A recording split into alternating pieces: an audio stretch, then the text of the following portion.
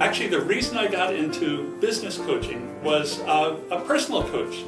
I had been going to a personal coach and was talking about getting my house organized, getting all this other stuff organized, and he mentioned that he was he had a business coach, and I said, really, a personal coach can have a business coach? And he said, yes. And I said, well, tell me a little bit more about it. And he said, it's this great company, Provision. They really know their stuff. He was really impressed with it, and so I said, gee, that sounds good.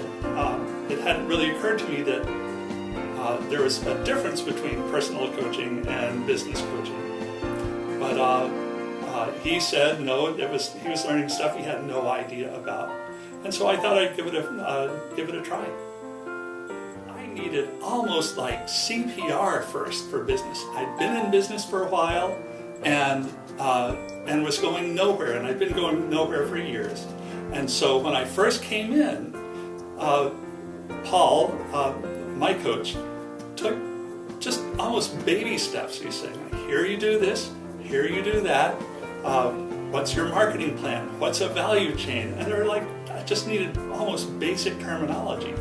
And it's funny because I've worked in corporate for years. I'm not dumb or anything. But there's just stuff that you don't learn in high school that it turns out a business coach is just perfect for. And it's like a trainer or weight trainer. You can go to the gym all day long and just swing weights around, and then you spend time with a personal trainer, and they say, no, here's an order to do exercises in. Here's something to keep in mind and why you do that. And so in my sessions with Paul,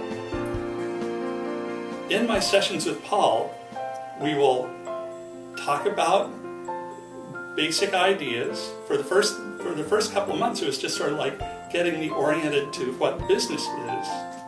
Then it was getting me oriented towards what are the steps that I need to take to manage my time, to manage my budgets, to think about what my market is, to think about how to reach my market, to think about pricing, to think about, oh my gosh, just everything that I had been sort of lumping along doing, but in a structured and coherent. I was a sandbox business person.